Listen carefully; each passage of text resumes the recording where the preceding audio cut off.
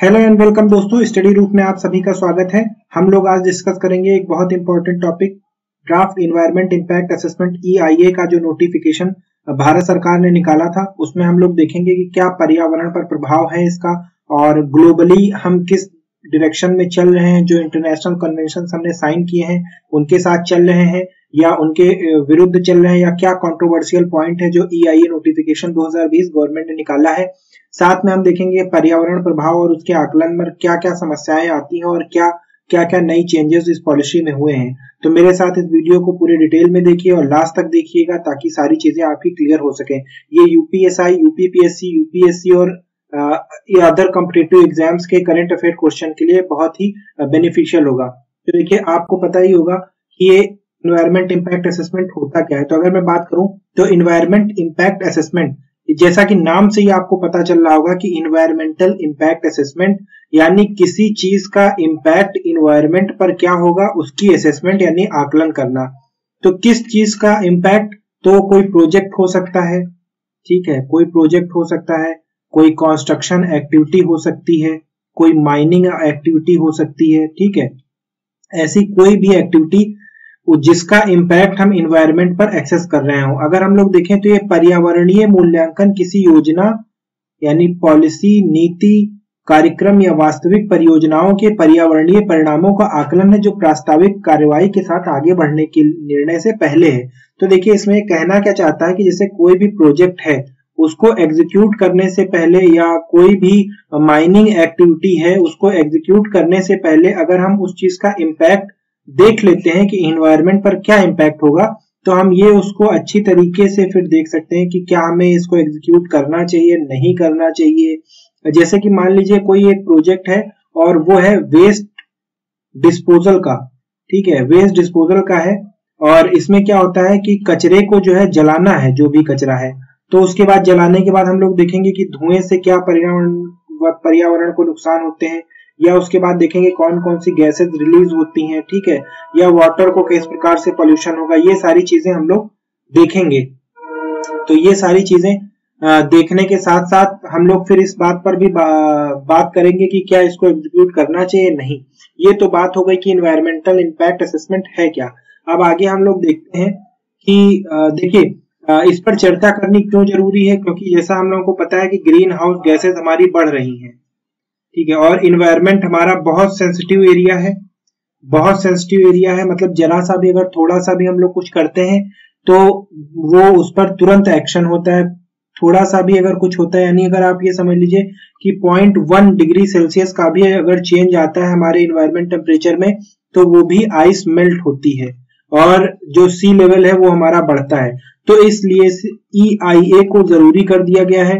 और देखिए 2006 में इसके नोटिफिकेशन को निकाला गया था। अगर सबसे पहले मैं बात करूं तो 1994 में इसका नोटिफिकेशन आया था। उसके बाद 2006 में सुप्रीम कोर्ट की गाइडलाइंस के बाद 2020 में दोबारा से इसको रिफर्बिश किया गया है। मतलब इसमें जो 2006 की गाइडलाइंस थी, जो सुप्रीम कोर्ट की गाइडलाइंस थी, उनमें कुछ चेंजमेंट करके नया ड्राफ्ट रूल लाया गया 2020 में। तो इसमें हम लोग जानेंगे कि 2006 और 2020 में क्या डिफरेंस है, ठीक है। इन सारी चीजों पर हम लोग बातें करेंगे।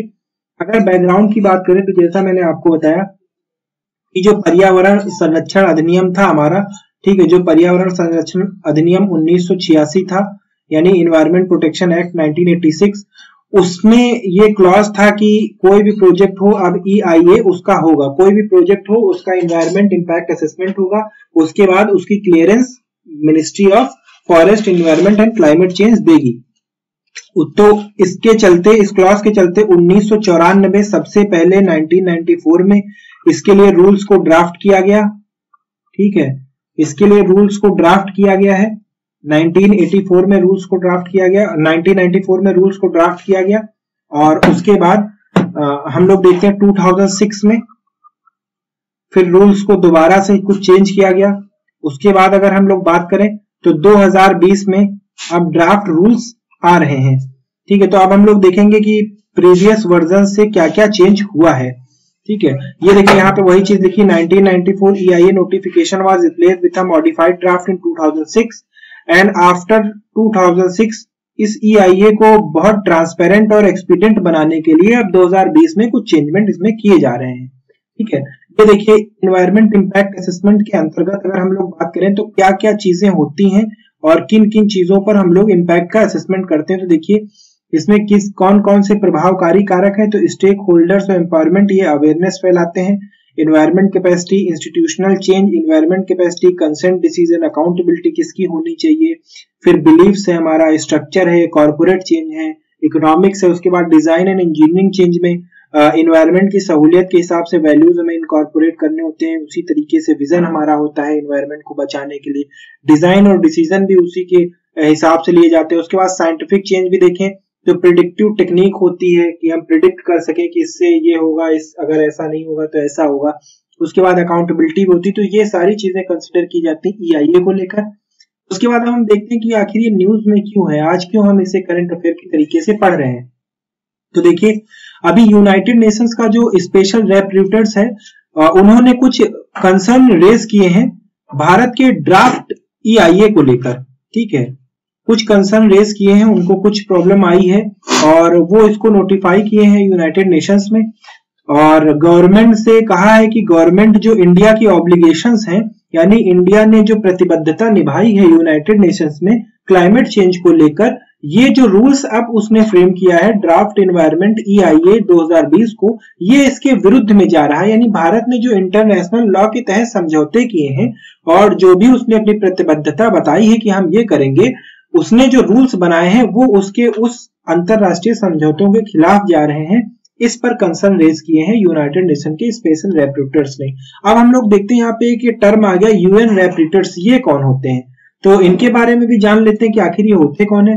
देखिए ये एक इंडिपेंडेंट एक्सपर्ट की ग्रुप होती है जो यूनाइटेड नेशंस के बिहाफ पर काम कर रहे होते हैं और वो किसी देश या किसी थीमेटिक मैंडेट जो कि यूनाइटेड नेशंस द्वारा स्पेसिफाई किया जाता है उस पर वो लोग नजर रखते हैं या उन पर अध्ययन करते हैं। ठीक है, तो एक ऐसे इंडिपेंडेंट वर्कर्स होते हैं जो यूनाइटेड नेशंस के बिहाफ पर काम करते हैं।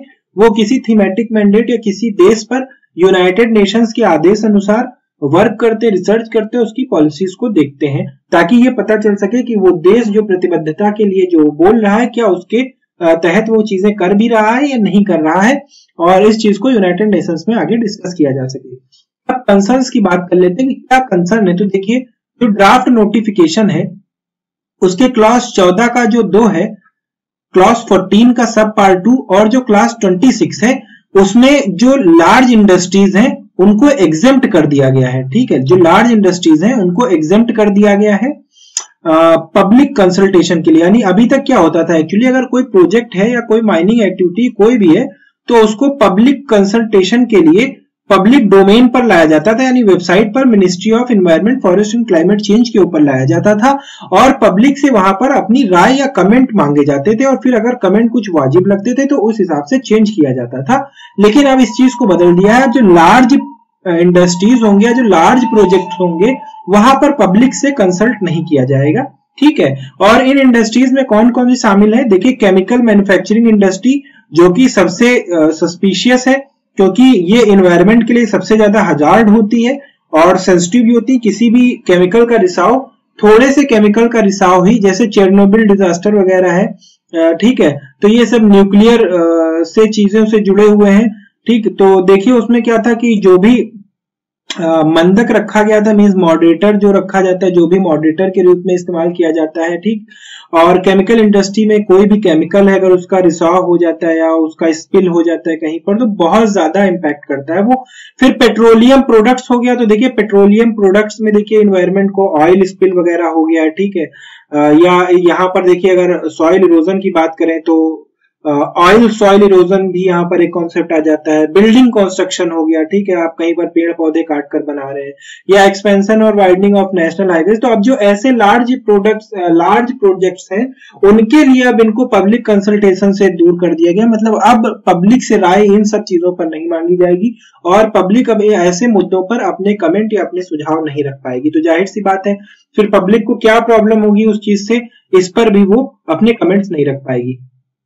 उसके बाद अब देखिए जो दूसरा हमारा कंसर्न है वो ये है कि जो ड्राफ्ट नोटिफिकेशन है, अब पब्लिकेशन ऑफ इंफॉर्मेशन या holding of public consultation for project labelled as central government as involving strategic concentration, यानी जो सामरिक महत्व के जो प्रोजेक्ट्स होंगे, ठीक है, जो सामरिक महत्व के प्रोजेक्ट्स होंगे या केंद्र सरकार के जो प्रोजेक्ट्स होंगे, जो केंद्र सरकार के जो भी प्रोजेक्ट्स होंगे, अब इनकी सूचना पब्लिक डोमेन पर नहीं दी जाएगी।